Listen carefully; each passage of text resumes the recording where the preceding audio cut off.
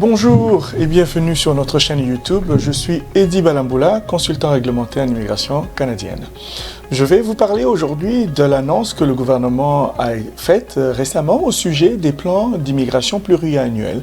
Vous le savez peut-être, le gouvernement du Canada a l'habitude d'annoncer sur plusieurs années ses intentions d'accueillir les immigrants au Canada. Et donc cette année, le gouvernement a annoncé, bien entendu sur 3 ans, son intention d'accueillir au Canada, tenez-vous bien, jusqu'à 1 450 000 nouveaux immigrants. Pourquoi?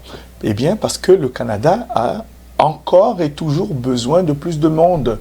Il y a un grave problème de pénurie de main-d'œuvre, il y a un grave problème de démographie dans les années à venir. Et donc, toutes ces raisons conduisent le gouvernement à prendre des décisions qui sont nécessaires pour le maintien du niveau de vie au Canada pour nous et pour ceux qui vont arriver et pour ceux qui ont atteint l'âge de la retraite. Et donc, nous allons regarder rapidement avec vous qu'est-ce que le gouvernement a décidé par rapport à son plan d'immigration pluriannuel. Et donc, vous allez voir que l'annonce a été faite le 1er novembre 2022. Et donc, nous allons passer en revue avec vous rapidement de quoi il s'agit. OK? Donc, l'économie canadienne a connu l'une des reprises les plus rapides à la suite de la pandémie de COVID-19 parmi les économies avancées. Cependant, le pays connaît actuellement une grave pénurie de main-d'œuvre, ce qui suscite de l'incertitude du côté des entreprises et des travailleurs canadiens. Donc, c'est une des raisons pour lesquelles le plan d'immigration pluriannuel a été annoncé et revu à la hausse. Pourquoi? Parce qu'il y a un gros problème de pénurie, peut-être que vous en entendez parler très souvent. Qu'est-ce que ça veut dire? Le niveau d'immigration de 2023 à 2025 vont être augmentés, comme je vous l'ai dit tout à l'heure. L'idée, c'est quoi? C'est d'attirer les personnes qualifiées dans les secteurs clés. Et ça, c'est important de le savoir, notamment les soins de santé. On sort d'une pandémie, vous le savez, donc il y a des graves besoins à ce niveau-là, dans ce domaine-là. Il y a des besoins dans les emplois spécialisés, le secteur manufacturier et la technologie. Donc, vous comprenez, ici, il ne s'agit pas que des secteurs très pointus, mais le secteur manufacturier aussi. Donc, la technologie, bien entendu. Et ce, dans l'optique de gérer les défis sociaux et économiques auxquels le Canada sera confronté dans les décennies à venir. Donc, le Canada est en train de se projeter dans les années à venir pour évaluer ses besoins. Donc, vous allez regarder avec moi. Donc, ici, bon, on rappelle que l'année dernière, nous avons accueilli au Canada jusqu'à 405 000 nouveaux immigrants. Donc, l'idée maintenant, c'est pour accueillir 465 000 résidents permanents en 2023, 465 000, et puis 485 000 pour 2024, 500 000 pour 2025. OK? Le plan met davantage l'accent sur l'installation des nouveaux arrivants dans différentes régions du pays, y compris les petites villes et les communautés rurales. Ça, c'est la clé pour vous qui êtes à l'étranger et qui souhaitez venir au Canada. Ne ciblez pas nécessairement les grandes villes. Vous comprenez? On met l'accent sur les petites villes et les communautés rurales. Donc, vous auriez peut-être un peu plus de chance si vous ciblez les communautés rurales. OK?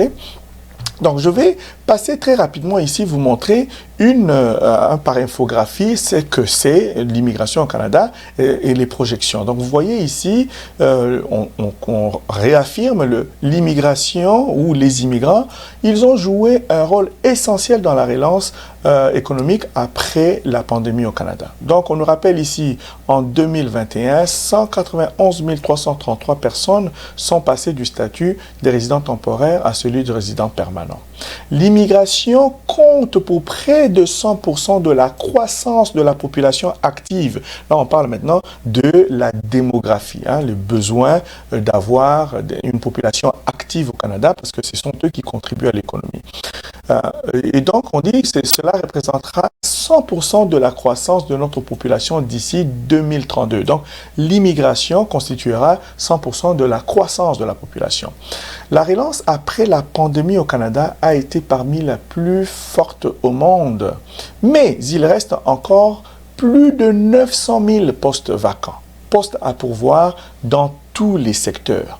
Okay? Donc, vous comprenez pourquoi on a un si grand besoin.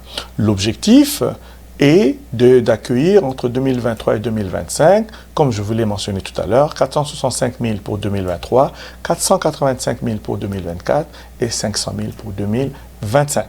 OK? Le plan est axé sur la répartition des avantages de l'immigration dans les régions. Je l'ai mentionné tout à l'heure. Mais regardez bien ici, là. D'ici 2025, le nombre total des admissions représentera près d'1,3% de la population canadienne, dont plus de 60% dans la catégorie économique. La plupart d'immigrants qui viennent passent par les programmes d'immigration économique. OK? Ce qui est important pour les francophones ici, nous nous efforçons d'accroître l'immigration francophone afin d'atteindre d'ici 2023, c'est pas loin là, on est en 2022, novembre 2022, d'ici 2023, atteindre la cible de 4,4% d'immigrants francophones qui s'établissent à l'extérieur du Québec. Donc, vous êtes immigrant francophone, vous devriez cibler les provinces en dehors du Québec. Voyez la clé. Okay? Les employeurs dans les communautés de tout le Canada recevront de l'aide pour combler leurs besoins critiques en matière de main-d'œuvre. Qu'est-ce que cela veut dire? Ça veut simplement dire que le gouvernement s'apprête à aider les employeurs qui ont des besoins, qui font face à des difficultés. Alors, donc, nous revenons un tout petit peu ici. Nous revenons sur le site d'immigration pour vous montrer qu'est-ce qu'on décide. Donc, voici certains points saillants du plan. OK? Donc, ici, nous en avons parlé un tout petit peu. Le gouvernement met en place les nouvelles fonctionnalités du système Entrée Express pour accueillir des nouveaux immigrants, de nouveaux arrivants qui possèdent les compétences et les qualifications recherchées dans les secteurs aux prises avec des pénuries criantes de main-d'œuvre telles que soins de la santé, emplois spécialisés, secteur manufacturier et le STEM. Qu'est-ce que ça veut dire? C'est que le gouvernement va commencer à cibler encore plus les compétences ou les besoins en fonction des manques ou des insuffisances qu'il y a au Canada. Donc, vous avez des expériences bien spécialisées, spécifiques.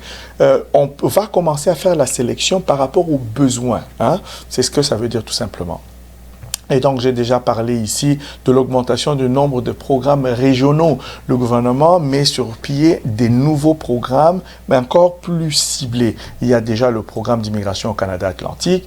Il existe déjà le programme pilote d'immigration dans les communautés rurales du Nord. Mais le gouvernement veut en créer d'autres, des programmes régionaux, pour attirer des gens dans des petites villes. Okay?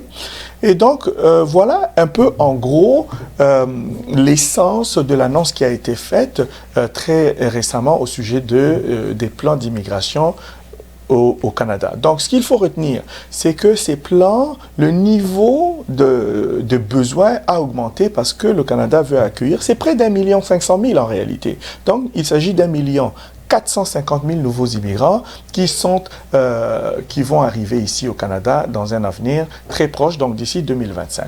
Donc, nous sommes Balkan Immigration Service. Nous œuvrons dans le domaine de l'immigration, mais nous avons également Balkan Recrutement et Mobilité qui opère dans le secteur du recrutement international. Vous avez besoin d'assistance, n'hésitez pas à prendre contact avec nous par nos réseaux sociaux ou par notre site internet. Envoyez-nous un courriel, vous allez avoir toutes ces informations au bas de l'écran. Vous pouvez également visiter le site balkanrm.ca pour avoir des informations au sujet des offres qui pourraient être disponibles et qui pourraient vous intéresser. N'hésitez pas à vous abonner sur notre chaîne, activer la notification pour recevoir les nouvelles lorsque nous les annonçons. Alors, je disais, nous sommes Balkan Immigration Service. Je suis Eddie Balamboula, consultant réglementaire en immigration canadienne. S'il vous plaît, n'hésitez pas à partager ces vidéos avec les amis et connaissances parce que cela pourrait les intéresser et les aider, bien entendu, à concrétiser leurs rêves. Le Canada est un pays de rêve et nous, Balkan Immigration Service, nous avons pour mission d'investir dans l'humain que vous êtes. Et c'est ce que nous souhaitons faire.